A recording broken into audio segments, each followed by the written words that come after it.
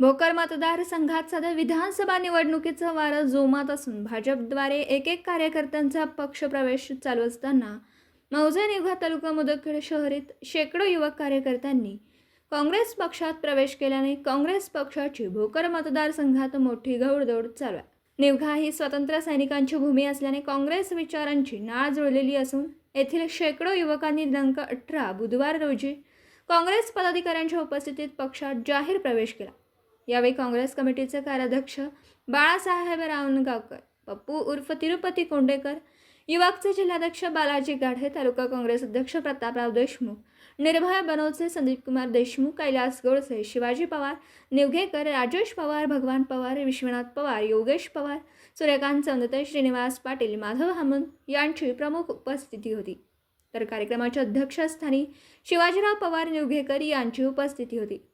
भोकर मतदारसंघात भाजपा प्रस्थापितांच्या पायाखालची वाळू सरकली असून आता काँग्रेसमध्ये दुफळी निर्माण करण्यासाठी अनेक अफवा पसरवल्या जात असल्या तरी आम्ही सर्व एकजूट असून काँग्रेसने आमच्यापैकी कोणालाही उमेदवारी दिली तरी आम्ही सर्वजण त्याच्या पाठीमागे भक्कमपणे उभे राहू, अशी प्रतिक्रिया बाळासाहेब रावणगावकर, पप्पू पाटील व बालाजी गाढे यांनी देऊन ग्रामस्थांना आश्वस्त केलं। कार्यक्रमाचा प्रास्ताविक भगवान पवार तर आभार विश्वनाथ पवार यांनी व्यक्त केले। दिवसभरातील घडामोडींचा आढावा घेण्यासाठी पाहत रहा N24 मराठी न्यूज चॅनल।